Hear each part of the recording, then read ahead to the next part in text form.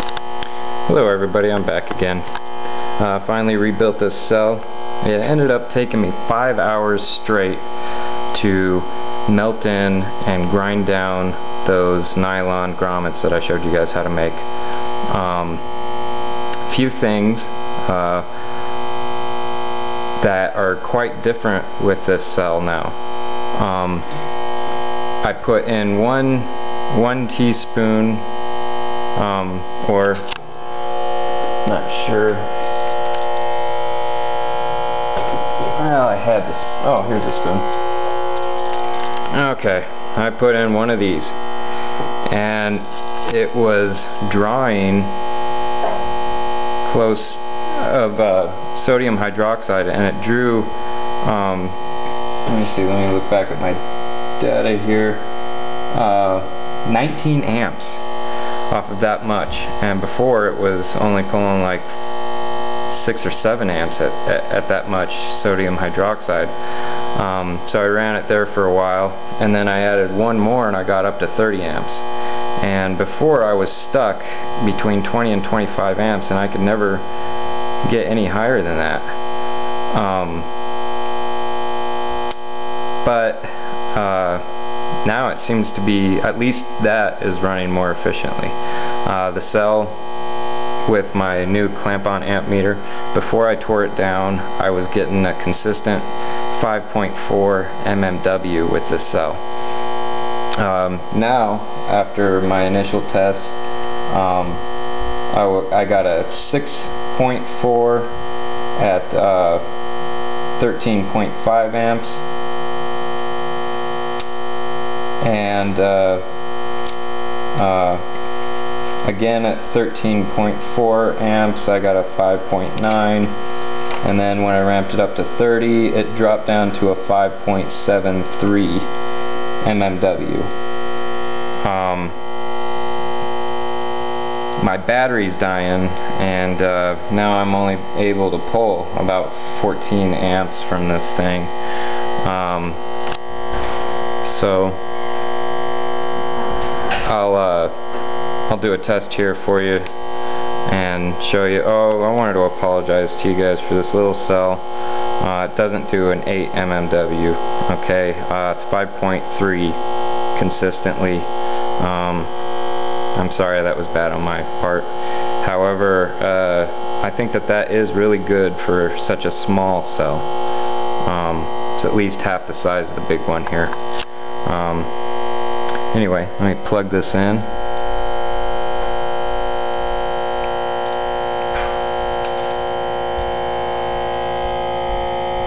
Yeah, look at that startup. Now we're at, it started out at 30, it's dropping down quite a bit, quite rapidly, so is the voltage, as you can see. So my battery's pretty much shot. As soon as it stabilizes a little bit, I'll give you guys a reading. Well, it looks like it's stabilized now. Oh, well, we're up at 28. So I'm gonna go ahead and give you guys a reading now before the battery really starts dropping down. First, I want to give you guys a temperature reading. I know everybody's trying to figure out how to factor that in to mmw. I don't know how, but if anybody does, the cell itself is at 82.1.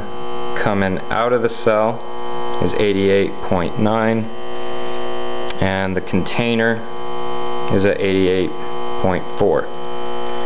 Okay, so we are running now at 26 amps, 12.2 volts. I'm going to set the camera down, take a reading for you. So, and my thing shut off. Alright, Mark.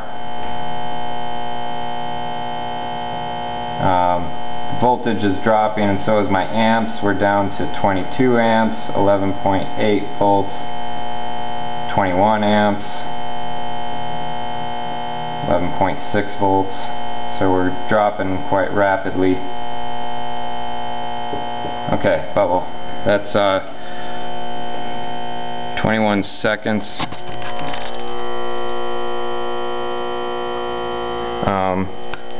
So we'll just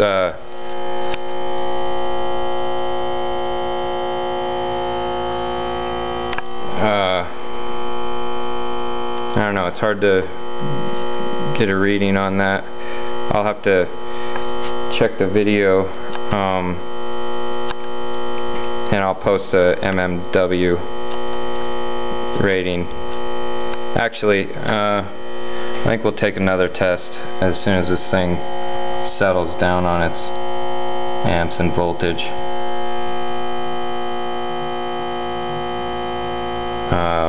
Down to 11.5, 15. I'm going to go ahead and take another reading.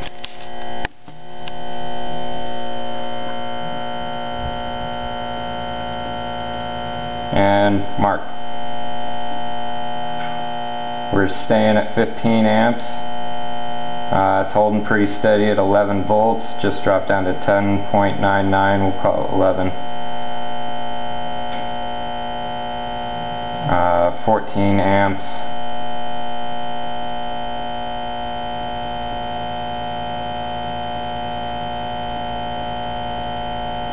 .7 amps. And that was 31 seconds. So we'll just call that 11 volts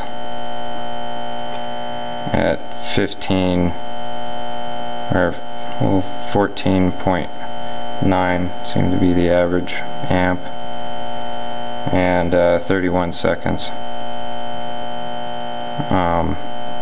500 milliliters.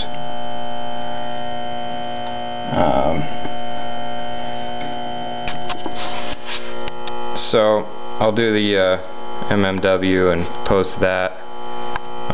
It's kind of hard to figure it out with my battery dropping the way it is, so I'll have to do something about that. But my test earlier today, it was 5.7 at the low and 6.1 at the high, and that depended on the current going in. I think at higher currents I have a little less mmw just because it can jump through my nylon grommets that I made.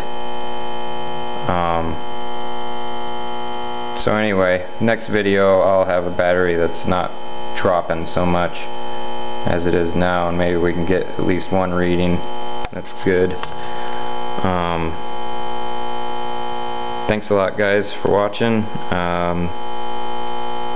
Well, it would appear that I have stepped up my mmw with this. I don't know if it's really worth the time that I spent in doing it,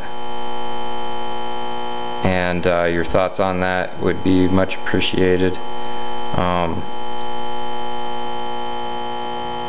I mean, 6 mmw isn't earth-shattering, but this cell itself is running much more consistent and much better, so I am happy with that.